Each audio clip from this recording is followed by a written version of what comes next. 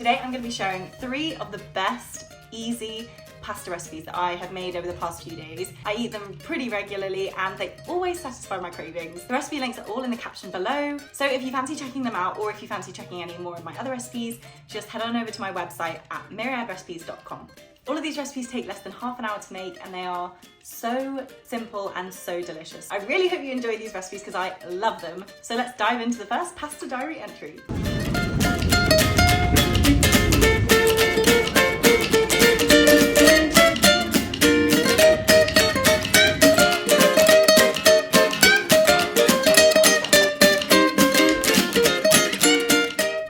Okay, it has just gone past 2 p.m. Mimi and I have been working in the studio all morning, so we are starving. I'm gonna make us my 1-pan lemon boursin pasta. It's one of my favorite dishes to make, so I hope you guys enjoy it.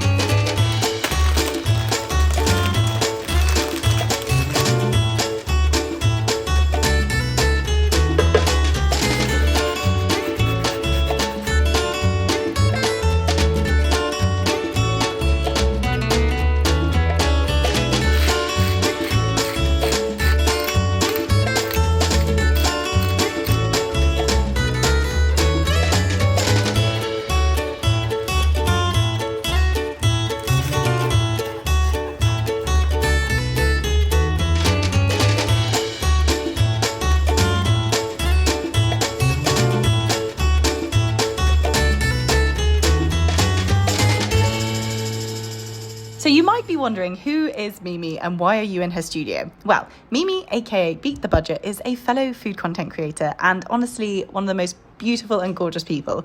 Being a content creator is honestly the best job in the world, in my opinion, but it can get quite lonely sometimes.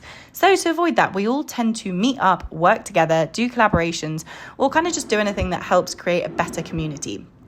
So today I'm working with Mimi from Mimi's studio, which is always such a joy. And we spend the time doing our own work, but we also talk a lot about strategy, our goals, and generally just how the other person's doing and feeling. Whenever I meet up with another creator, I always leave feeling full of energy and really, really happy. So if you're another creator or a self-employed person, try reaching out to someone else in your community and see if they want to go for a coffee or something, because you might just find that you actually gain a friend out of it. And it could just be a really lovely start to a great friendship.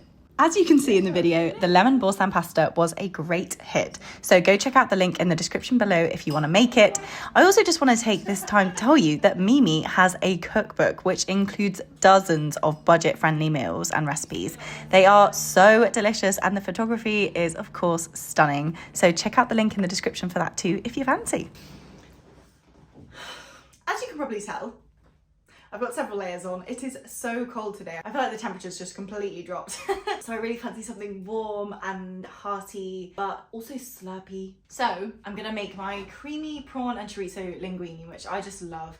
I feel like it's my go-to dish when I'm feeling cold or want something warming. And it's just like a really nice dish to make. It's just me home today, so I'll be cooking for myself. But actually, I'll probably make extra for leftovers. So yeah, let's get into it. I'm sure I'll warm up as well. I feel like in like 2 seconds once I start cooking. Probably looks awful, but we're ready to go.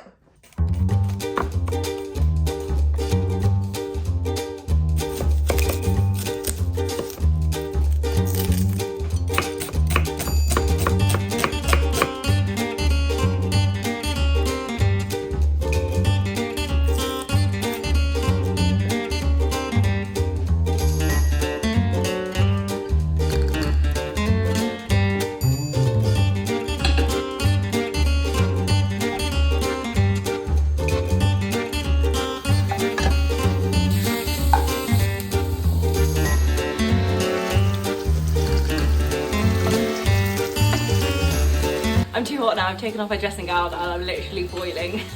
Might have to open a window.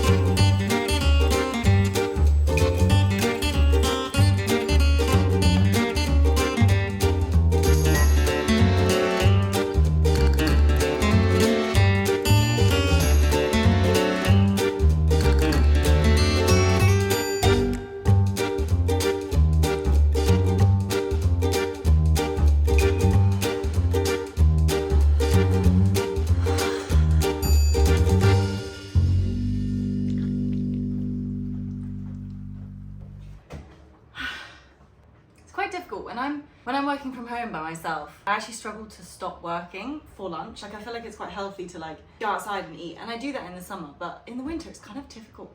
It's just me, myself and I need to get myself a spoon. Oh. This pasta reminds me so much of home because when I was at uni, I don't know why, but I craved prawns, but they were so expensive that I couldn't afford them on a uni student budget. So when I'd go home, I'd be like, Mum, Dad, can we have prawns? And so we'd always make this like prawn linguine pasta. So delicious. It's really easy to overcook prawns. I feel like most people whack prawns in at the start and then just leave them in. No. Prawns cook so easily.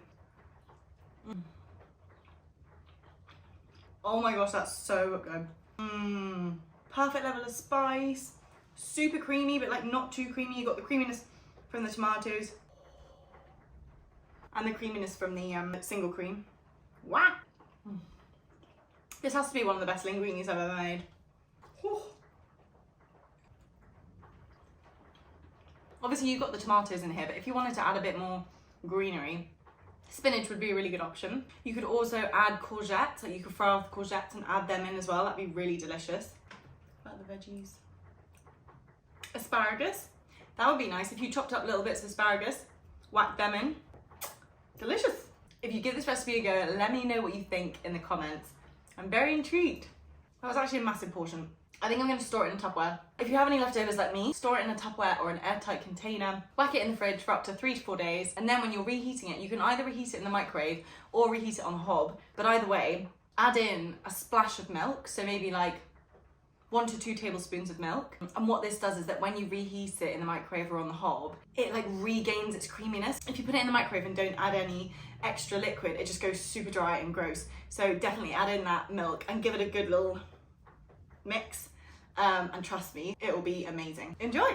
Good afternoon. It's Friday, nearly the end of the week. I am gonna make a coriander / cilantro pasta today. I just fancy something fresh, something a bit zingy. It's ready in 10 minutes, such an easy recipe. If you like coriander, then you're gonna love it. If you don't like coriander, then this might just change your mind.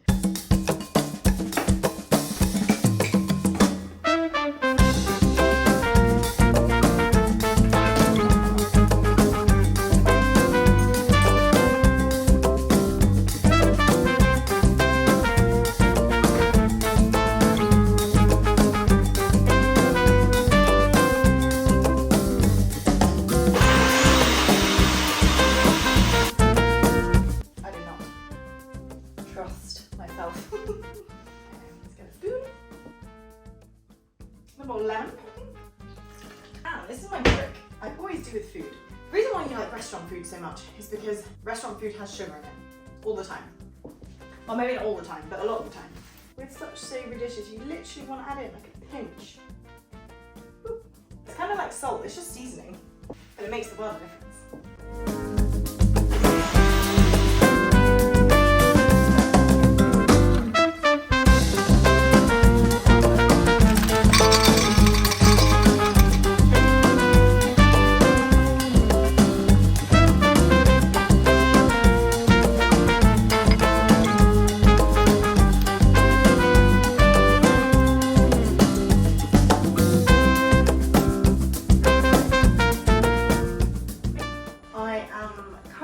listening to The Travel Diaries by Holly Rubenstein, and I'm listening to an episode with Simon Reed. And honestly, just love that podcast. It's so interesting, and you get all these amazing travel recommendations and advice and stories, and it's honestly, it's just lovely. I'm just listening to it right now. You can go check it out if you want. So the little tomato paprika sauce thing, I've microwaved it for about 30 seconds, and then we're going to pour that on top of the pasta for a little bit of colour contrast, but also just a little bit more, vibrancy and a bit of like a tang and sweetness as well.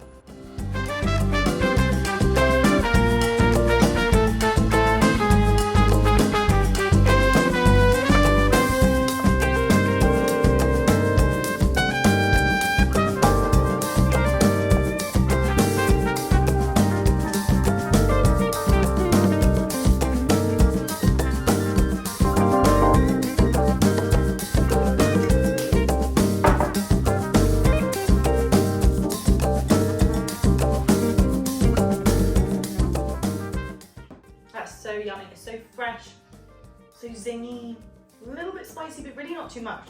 You could, if you want, turn it into almost like a little pesto vibe.